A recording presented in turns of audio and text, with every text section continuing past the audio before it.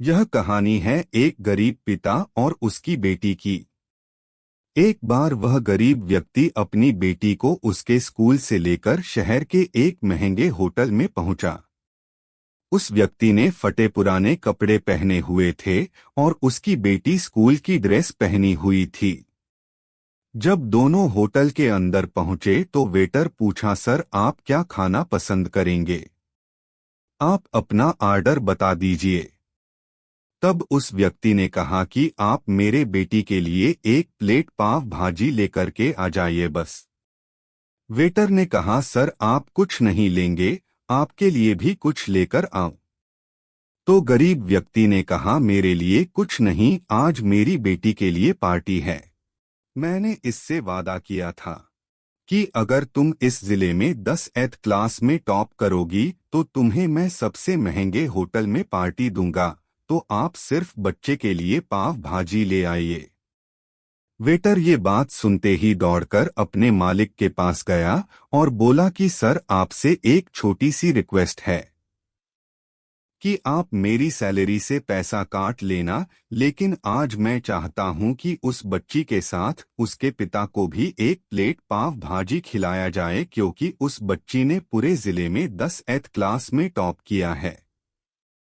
वह गरीब पिता है, ज्यादा पैसे नहीं होंगे, इसलिए कह रहा है सिर्फ बच्ची के लिए ले आओ।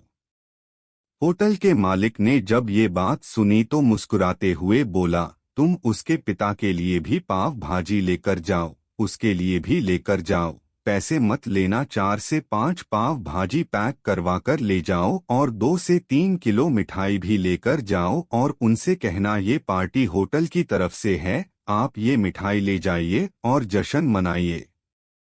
जब वेटर ने 2 प्लेट पाव भाजी लेकर गया तो वह व्यक्ति चौंक गया और बोला, मैंने तो एक ही मंगाई थी, मेरे पास पैसे नहीं हैं।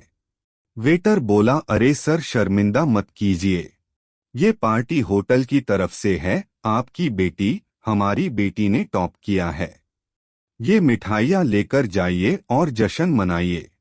पिता और बेटी खुश हो गए और चले गए। कई साल बीत गए। उस गरीब पिता की लड़की अब यूपीएससी की तैयारी करके कलेक्टर बन चुकी थी और इत्तेफाक से उसी शहर में उसकी पोस्टिंग हुई थी। उस लड़की ने उस होटल में सूचना पहुंचा दी कि मैं उस होटल में लंच करने के लिए आ रही हूं।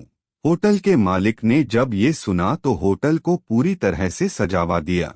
गांव में ये बात पूरी तरह से फैल गई और कस्बे के सभी लोग उन्हें देखने के लिए आने लगे। कलेक्टर अपने पिता के साथ उस होटल में पहुंची।